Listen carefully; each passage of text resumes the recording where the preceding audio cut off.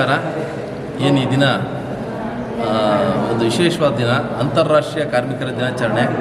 ಇದು ಹೇಗೆ ಅಂದರೆ, ಮೊದಲನೇದಾಗಿ ಮದ್ರಾಸ್ನಲ್ಲಿ 1923ರಲ್ಲಿ ಪ್ರಾರಂಭವಾಗಿದ್ದು. ಯಾಕಂದರೆ ಹಿಂದೆ 1800 ಇಸ್ವಿಯಲ್ಲಿ ಒಬ್ಬ ಕಾರ್ಮಿಕರಿಗೆ ಸುಮಾರು 16 ಗಂಟೆಗಳ ಕಾಲ ಒಂದು ಕೆಲಸ ಮಾಡುವಂಥ ವ್ಯವಸ್ಥೆ ಇತ್ತು.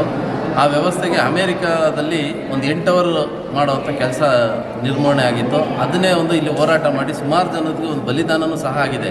ಈ ಕಾರ್ಮಿಕರ ದಿನಾಚರಣೆ ಅಂತ ನಾವು ಇವತ್ತು ಆಚರಣೆ ಮಾಡ್ತೀವಿ. ಈ ದಿನಾಚರಣೆ ಸಿಗಬೇಕಾದ್ರೆ ಸುಮಾರು ಜನ ಬಲಿದಾನ ಆಗಿದೆ. ಕಾರ್ಮಿಕರುಗಳು ಸುಮಾರು ಜನ ಸಾವು ನೋವನ್ನು ಅಪ್ಪಿದ್ದಾರೆ. ಯಾಕಂದರೆ ದಿನನಿತ್ಯ 16 ಗಂಟೆಗಳ ಕಾಲ ಕೆಲಸವನ್ನು ತೊಡಗಿಸ್ಕೊಂಡಿರ್ತಾಯಿದ್ರು. ಹಾಗಾಗಿ ಒಂದು ತೀರ್ಮಾನ ಆದ ನಂತರ ಎಲ್ಲರಿಗೂ ಒಂದು ಶುಭ ಸಂದೇಶ ಏನಪ್ಪ ಅಂದರೆ 8 ಗಂಟೆಗಳ ಕಾಲ ಅವಧಿ ನೀಡಿತು ಸರ್ಕಾರ. ಆ ನಿಟ್ಟಿನಲ್ಲಿ ಮೊದಲನೇದಾಗಿ ಪ್ರಾರಂಭವಾಗಿದೆ ಮದ್ರಾಸ್ನಲ್ಲಿ 1923ರಲ್ಲಿ. ಹಾಗಾಗಿ ಕಾರ್ಮಿಕರು ಅಂದರೆ ಏನು ಸುಲಭವಾದ ಮಾತಲ್ಲ. ಅವರು ತಂತ್ರಜ್ಞಾನ ಇರ್ಬೋದು, ಒಂದು ಸುಂದರವಾದ ಮನೆ ಕಟ್ಟಲಿಕ್ಕೆ ಸಹ ಇರ್ಬೋದು, ಒಂದು ರಸ್ತೆ ಇರ್ಬೋದು, ಹಲವಾರು ಇದಕ್ಕೆ ಕಾರ್ಮಿಕರು ಮುಖ್ಯ ಕಾರಣ ಆಗ್ತಾರೆ ಅಂತ ಈ ಸಂದರ್ಭದಲ್ಲಿ ಹೇಳೋಕ್ಕೆ ಇಷ್ಟಪಡ್ತೀನಿ. ಏನೇ ಆಗಲಿ, ಕಾರ್ಮಿಕರಿಗೆ ಸರ್ಕಾರ ಇನ್ನೂ ಸರ್ಕಾರದಲ್ಲಿರ್ತಕ್ಕಂಥ ಸೌಲಭ್ಯವನ್ನು ಪಡ್ಕೋಬೇಕು.